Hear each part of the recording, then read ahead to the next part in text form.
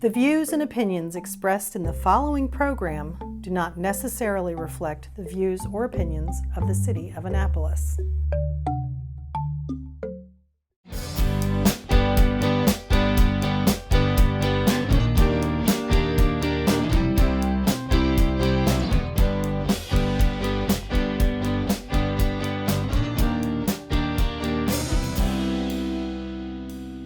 Hi, I'm Alderwoman Sheila Finlayson. Welcome to our Annapolis. It is truly a pleasure to have as my guest today Mr. Kamisil Brown. Mr. Brown is the CEO of Spitfire Paintings and Design. That's such a mouthful, but welcome. Thank you. So tell us, before we get into your business, tell us a little bit about yourself. I understand you're a native Annapolitan. I am. I'm 33 years old. I went to Parole Elementary, so I'm very well known in the Parole area, well throughout Annapolis. I went to Annapolis High School, Annapolis Middle School, very well known throughout all of the communities. Very well known for my painting abilities, known for my marketing on social media, being very flamboyant on there with some of the photos and graphics that I post, and just a very in-depth community guy. So when did you start your career in painting and design? I would say as far back as 6 or 7 years old. I was attending the Salvation Army day camp, and every day we came there after school, they gave us different projects or arts and crafts things to do. And this one time, it was a t-shirt contest, and I came in first place. They turned it into a competition, and I took that winning and started doing it every day, from painting on t-shirts to painting on canvases, anything that I could put paint on and it would stay. That's kind of how it started. Wow, so as a young student attending the Salvation Army. Yes, ma'am. What about in high school? I suspect you continued your t-shirts are big in high school, so Yes. Tell us about your high school career. So as I went from middle school to high school with painting the t-shirts, I started to be known for music. I was doing rapping, freestyling, anything to kind of show people I did music. But in order to make money, I was still doing the t-shirts. So I would come to school on a Tuesday or Wednesday, and I would bring a bag of maybe 20 t-shirts randomly painted with different sayings, colors, or just splashes with a logo on it, and I would try to get that bag of shirts sold by the end of the day or either by the end of the week, and that's kind of how I started to professionally get into doing custom clothing.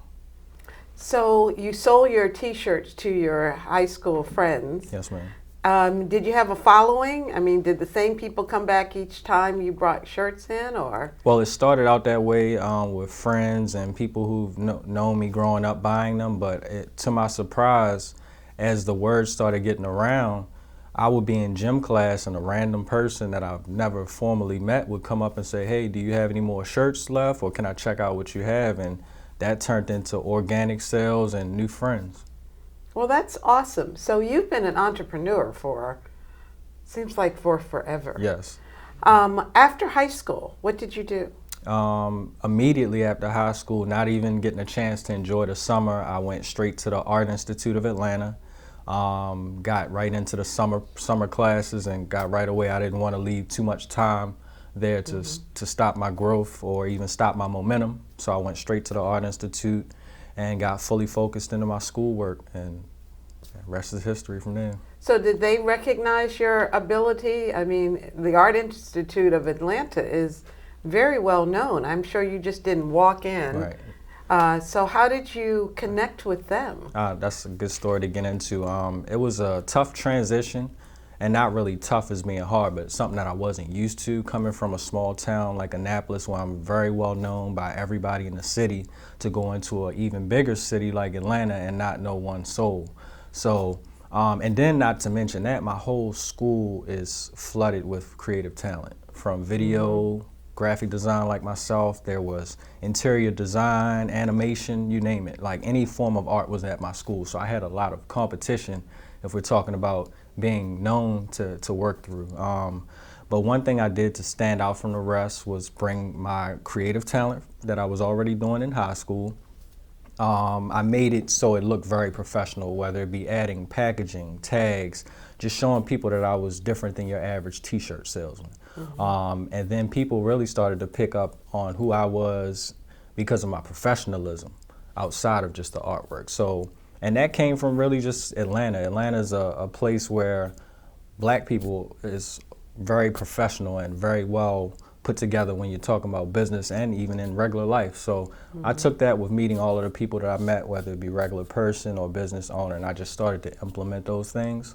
And then next thing you know, my name was ringing bells in the school, and it kind of felt the same way it did in my senior year, where I walk into the school, but instead of me bringing a bag, I was just taking orders, and I would complete the orders at my home. Yeah.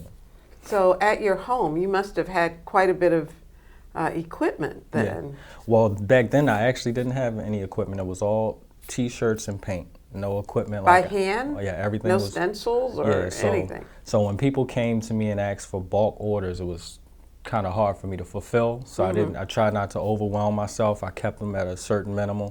But eventually I saved up enough money to when I moved back home, that's when I was able to get my equipment.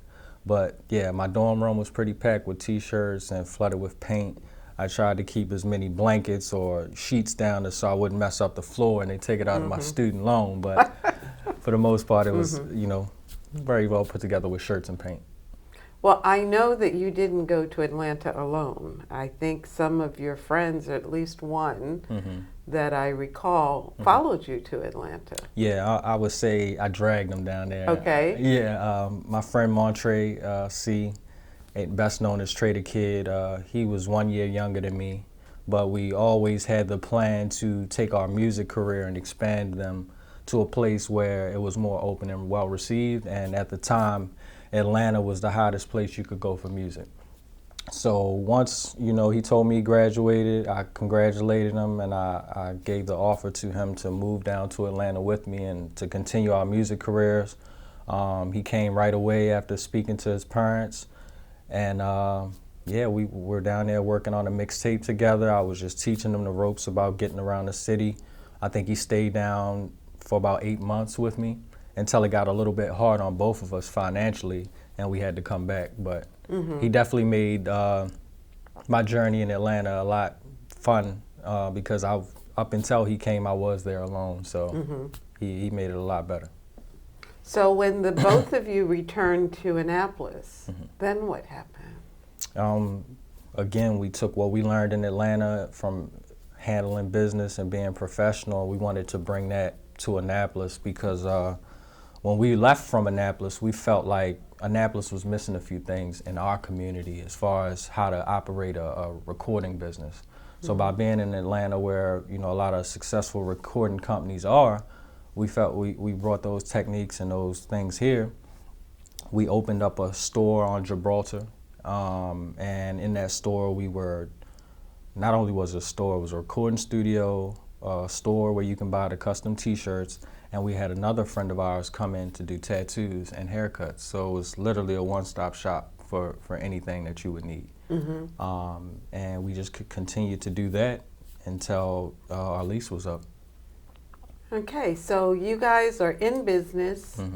You are doing music. What kind of music, and what was the goal of your musical enterprise? We were doing hip-hop music. I wouldn't really say there was an overall goal outside of really establishing ourselves around the world. A lot of us had different sights on what the overall goal would be. Some of us wanted to get a record deal with the whole label, and then a few of us thought that it might even be smart to do us one at a time, and then we bring us all on. So we were still in the process of trying to figure that all out, but for the most part, we just continued course with shooting videos, making sure we let people hear our creative talent.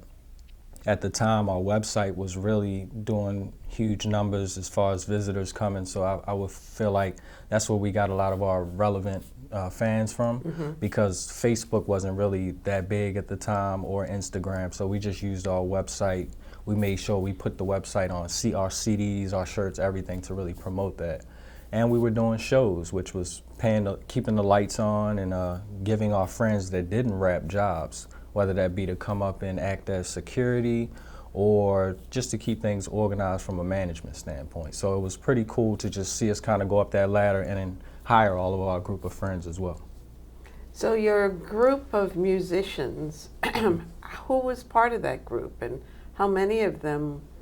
Well, first we were called Keep It Raw. That's what the group of our friends were called. Keep It Raw. 8 of us were artists. That was me, Montre, Young H. We had Nim, and I'm throwing out the rap names here, Millie. And we just had so many people that came in. 10 Pound was the guy who did the haircuts and the tattoos. We had Hayes. And they were doing other things. They were musicians, but they were doing the tattooing and the haircutting and all of that also. Yeah, kind of waiting their turn because we had an order in which a seniority list that we went by as far as who would release their projects first, or whoever we felt was more seasoned at the time. And everybody agreed with whatever you decided. Yeah, I didn't at the beginning want to put myself as the head, but because of my organizational skills and because of my expertise and things that I went through in my life at the time, they all kind of pointed to me as the captain or go-to guy, even though there were others that, like Trey and H, who others would look to if they had any questions or any advice. Well, Trey was, the loss of Trey was a big loss for our community. What are you doing now? Still doing what I've been doing my whole life, which is continuing to do my graphics. I have a lot of clients from sports players to different businesses, but in all with doing that business, I try to keep Trey's name alive in any way that I can. I've done TV interviews, I've done magazine interviews, or even just talking in amongst the kids. I try to use his situation and what we went through as a group and what he went through as just a person. I try to bring out the good in his situation and then talk about the bad as well to try to make sure that those type of things don't continue to happen in our community. You know, I put lights on Trey's portrait, the one that's on Forest Drive, because I feel strongly that we shouldn't forget. We shouldn't just remember him during the light of day. The lights have not been as bright as I'd like for them to be, but the message is the same, that we want to highlight the tremendous loss that we've experienced in the community. But I'm thrilled that you are carrying on your efforts. And you just threw out that you represent some sports figures and that kind of thing. You want to tell us about the local, well, he's not local, but he plays for the Ravens, so I guess we can count him as local. Yes. What are you doing for him? So that him that she's speaking of is Lamar Jackson. It was a funny situation. I got a call from a friend, and they said, hey, Lamar Jackson posted that he was looking for a graphic designer for his clothing line and that I should submit my portfolio. I immediately did that. I got a response within 2 days with his camp telling me that they liked my designs and they were interested in moving forward, but they also had 3 other artists that they were considering. They gave all 4 of us a task list of designs to create, and whoever created the best designs to Lamar's liking would get the job. They reached back out a week after I submitted my designs, and they told me that they loved my work and they wanted to move forward. And here was the confidentiality agreement to, make everything official. So since then, and this was back in August when everything was official at the beginning of the season, before the Ravens started getting hot, Lamar had already gave me my first official job, which was a collection of hoodies that he wanted to release titled Pressure. So God's timing is impeccable. After the designs were done and everything was getting ready to go, it came out right around the time that they had just became #1 in the division. And everybody knew that they were going to pretty much lead the playoffs as the #1 team. So it was just perfect timing. Lamar Jackson wore the hoodie for the first time the game against the Jets on Thursday night, mainstream football, right under the lights. As soon as he walks into the stadium, he wears the hoodie that I created, and my phone immediately goes off like, hey, Lamar's wearing your hoodie. And it was only from people that, close friends, because nobody had seen the design up until that point. So my close friend who I shared the design with, he noticed it immediately and gave me a call and was like, I'm so excited for you. And everything has just been going up from then. I worked on several more designs that haven't been released yet. One of those being an MVP design, because as you all know, Lamar Jackson will be awarded the MVP award for the whole league. I didn't know that, but that's awesome. Yes, most valuable player. So I got a few designs coming out with referencing the MVP, and just a lot of things that are in production. So it's an upgoing relationship, and I would even call it a partnership at this point. And yeah, very excited about it. That is awesome. Even though I've not wanted to mention Ravens because I'm so disappointed, I am so much excited for you. What's next as far as Annapolis is concerned? As far as Annapolis is concerned, I still continue to help a lot of the local business owners that are just starting up. One of those guys being Deontay Ward. He does a lot of things in the community with giving back and empowering the youth. He has a Black History Gala coming up in February, so I've been kind of helping him with the design work for that, which I think is going to be very big for our community in the city. I'm still currently working with Tunnel Vision, and we're doing a lot of the sports uniforms for a lot of the youth organizations in the city and in the county, and even some outside of the states. So I'm just trying to stay busy and keep my foot on the pedal, but also giving people a glimpse into my life, because a lot of people tell me I'm a big motivation to them, and so I just like to continue showing people what I'm doing and inspire people to do good themselves. Well, that all sounds awesome. So suppose one of our listeners or viewers wanted to get to you. How would they reach you? Well, currently my website is under construction, which is www.sellspitfire.com. I'm hoping to relaunch that by March. But until then, I'm all over social media, whether that'll be Facebook, Instagram, or Twitter. All of my names on there are the same, which is just Sell Spitfire as one word. You can look me up or even shoot me an email, sellspitfire@gmail.com. And let me know what you think of my work. It doesn't even has to be a business inquiry. I like getting feedback from people about my work. Ironically, I got reached out to last week about some guys who saw my article in the newspaper about graphic design, and that led to a job for them, which was a t-shirt design. So I'm very excited when I get calls or emails from people that have seen me on platforms like this one and reach out. So it's very appreciative. Sell Spitfire, Yes, CELLSPITFIRE.com. And we'll make sure that that's on the bottom of the TV screen. So they can reach you, and you're available to do designs or just to talk about what you do. Yes, and actually one of the new things that I'm going to be stepping into this summer is actually doing some class workshop sessions with kids to teach them how to paint. If you follow me on Facebook, recently I just posted a picture of my daughter. This weekend when I had her, we were working on a canvas with her name on it, and it was her first official painting, in which we made it all nice, put the glossing over the top of it to top it off. And I can just tell it was a very exciting point for her, because she couldn't stop looking at the painting. She wanted me to hang it up on her wall as soon as I took it home.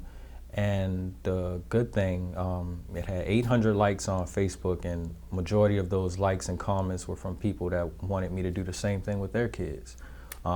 So that's what I'm thinking about doing this summer, because I love teaching the kids different things, and why not show them art? And I feel like I can make an artist or a believer out of people who never even thought that they had that talent. Because to me, being artistic isn't really about knowing how to draw. It's just knowing different techniques, different tricks, and different things when you're working with a canvas or whatever your art piece is. So I just want to share some of my wisdom with people in that nature. How old's your daughter? She's 8. So at 8, she already has her first Official piece. How exciting, and to give the Annapolis community the opportunity for other youngsters to have that kind of experience is pretty awesome. I don't know how you have time to do it all. Are you still doing music also? No, I put music down, but I still have my foot in that yard, but it's more so from a graphic standpoint. I do get a lot of guys who reach out to me about what I did experience, when doing music, but for the most part it's all art related, whether it be CD covers, posters, or even help with designing their websites. I'm there to give them a lending ear and my artwork. Well, I am so excited to have met you. Thank you. And what you're doing in and around our city is pretty phenomenal.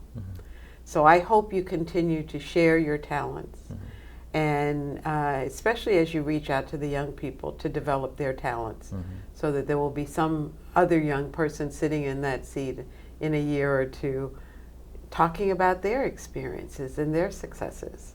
So I pay tribute to you and thank you.